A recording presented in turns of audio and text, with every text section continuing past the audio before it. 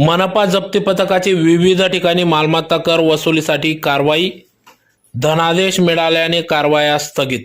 धुळे शहरातील फुलवाला चौक येथील चाणक्य डेव्हलपर्स यांच्याकडे 5 लाखाहून अधिक थकबाकी असल्याने आज जप्ती पथकाकडून कारवाईसाठी गेले असता या ठिकाणी चाणक्य डेव्हलपर्स यांच्याकडून धनादेश देण्यात आला, त्यामुळे सदर कारवाई स्थगित करण्यात आली.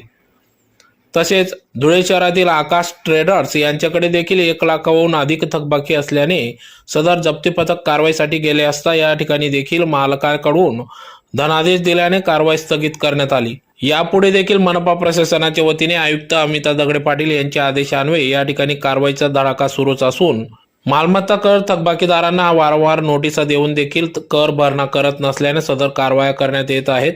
तर याबाबत मनपा प्रशासनाच्या माध्यमातून लवकरात लवकर आपला कर भरावा, अन्यथा कारवाईला सामोरे जावे लागेल व आपली मालमत्ता सील करण्यात येईल असा इशारा मनपा प्रशासनाच्या वतीने देण्यात आला आहे.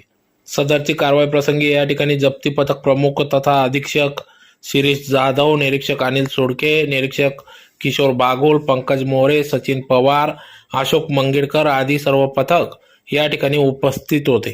बऱ्याच मालमत्ता धारकांनी मोठ्या प्रमाणात थकबाकी असल्याने महाशय आयुक्त अमिता दगडे पाटील यांनी 13 जप्ती पथके तयार केली असून त्या अनुषंगाने आज दिनांक 17/1/2025 रोजी गल्ली नंबर 4 फुलवाला चौक येथील चाणक्य डेव्हलपर्स येथील यांच्याकडे 5,21,000 रुपये 995 रुपये थकबाकी असल्याने कारवाईसाठी आलो असता त्यांनी सदरचे धनादेश दिल्याने सदरची कारवाई स्थगित करण्यात आलेली आहे.